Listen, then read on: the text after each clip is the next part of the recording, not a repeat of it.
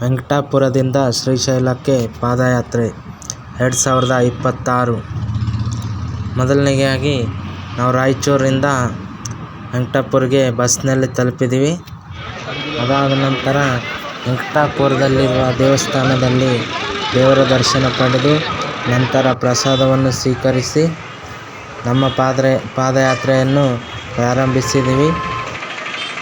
శ్రీశైలం వెళ్ళే భక్తులందరికీ forest department యొక్క విజ్ఞప్తి ఏమనగా 1 litre half litre water bottle అడవిలోకి అనుమతి లేదు. 2 లీటర్ల వాటర్ బాటిల్ అనుమతి ఉంది. 1 లీటర్ హాఫ్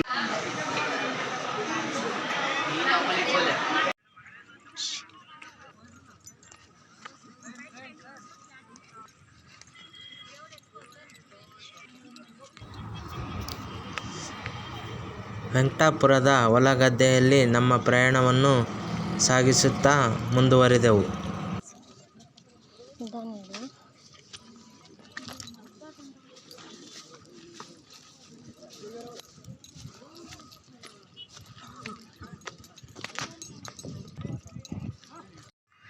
ಎಲ್ಲ ಪಾತ್ರ ಮುಂದೆ ನೋಡ್ಬೇಕು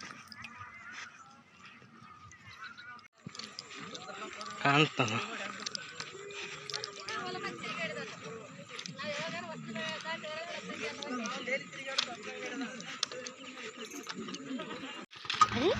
ವೆಂಕಟಾಪುರದ ರೈತರು ಹೊಲಗಳಲ್ಲಿ ಸ್ವೀಟ್ ಕಾರ್ನವನ್ನು ಬೆಳೆದಿದ್ದಾರೆ.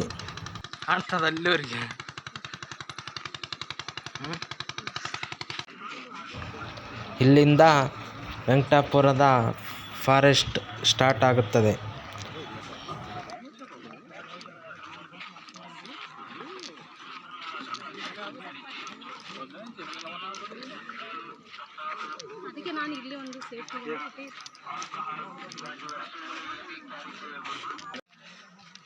ಫಾರೆಸ್ಟ್ ಚೆಕ್ ಪೋಸ್ಟ್ನಲ್ಲಿ ನಮ್ಮ ಎಲ್ಲ ಬ್ಯಾಗ್ ಚೆಕ್ಕಿಂಗ್ ಆಗುತ್ತದೆ.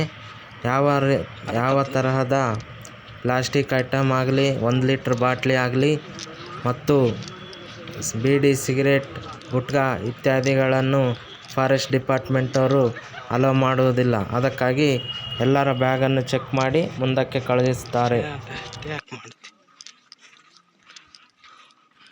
ಅಷ್ಟೇ ಇಡಬೇಕು.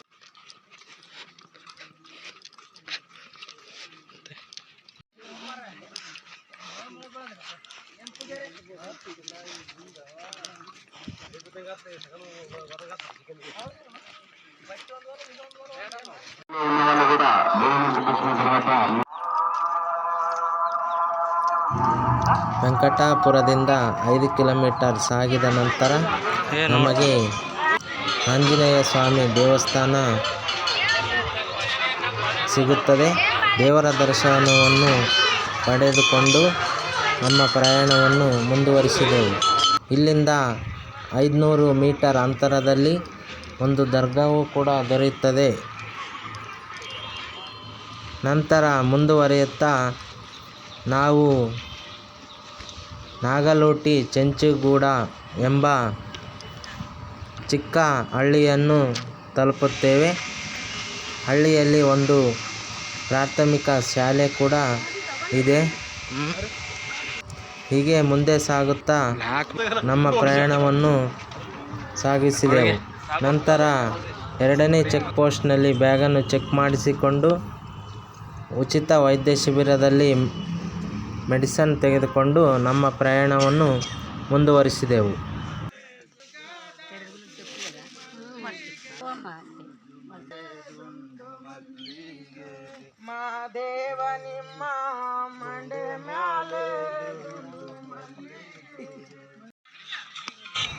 ನೀವು ನೋಡ್ತಾ ಇದ್ದೀರಾ, ಶಿವ ಮಾಲೆ ಧರಿಸಿದವರು ಶಿವನ ಧ್ಯಾನಿಸುತ್ತಾ ಪದಗಳನ್ನು ಆಡುತ್ತಾ ತಮ್ಮ ಎಲ್ಲ ನೋವುಗಳನ್ನು ಮರೆಯುತ್ತಾ ಪಾದಯಾತ್ರೆಯನ್ನು ಮಾಡುತ್ತಾರೆ.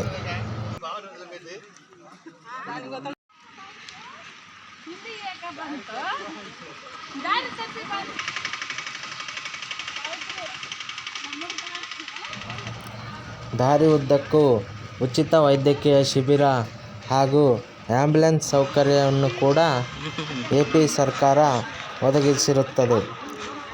ನಂತರ ವೆಂಕಟಾಪುರದಿಂದ 15 ಕಿಲೋಮೀಟರ್ ಸಾಗಿದ ನಂತರ ನಾಗಲೋಟಿ ವೀರಭದ್ರೇಶ್ವರ ದೇವಸ್ಥಾನ ತಲುಪುತ್ತೇವೆ. ದೇವರ ದರ್ಶನವನ್ನು ಪಡೆದು ಅಲ್ಲಿರುವ ಉಚಿತ ದಾಸೋಹದಲ್ಲಿ ಪ್ರಸಾದವನ್ನು ಸ್ವೀಕರಿಸಿ ನಮ್ಮ ಪ್ರಯಾಣವನ್ನು ಮುಂದುವರಿಸುತ್ತೇವೆ. ನೀವು ನೋಡ್ತಾ ಇದ್ದೀರಾ ಎಲ್ಲ ಭಕ್ತಾದಿಗಳು ಪ್ರಸಾದ ಸ್ವೀಕರಿಸುತ್ತಿರುವುದನ್ನು. ಓಂ ನಮಃ ಶಿವಾಯ ಶಿವಾಯ ನಮಃ. ಓಂ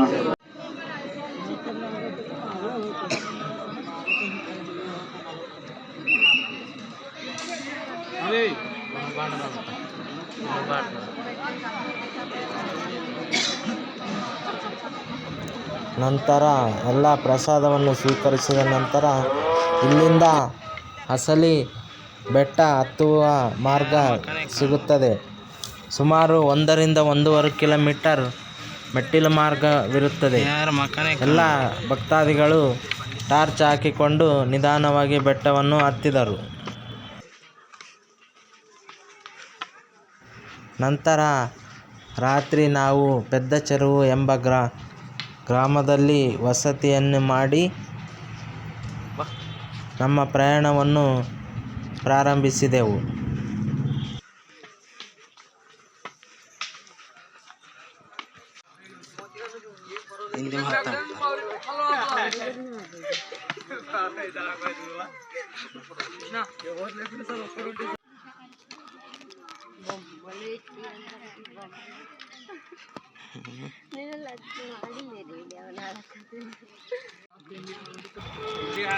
ನಂತರ ನಾವು ತಲುಪಿದ್ದು ಕೋರಿಕೆಯ ಕೊಂಡ ಎಂಬ ಸ್ಥಳಕ್ಕೆ.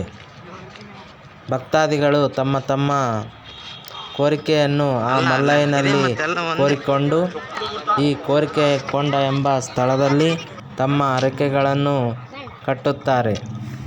ನಂತರ ಮುಂದುವರಿಯುತ್ತಾ ನೆಕ್ಸ್ಟ್ ನಮ್ಮ ಪ್ರಯಾಣ ಭೀಮನಕೊಳ್ಳದತ್ತ ಸಾಗುತ್ತದೆ.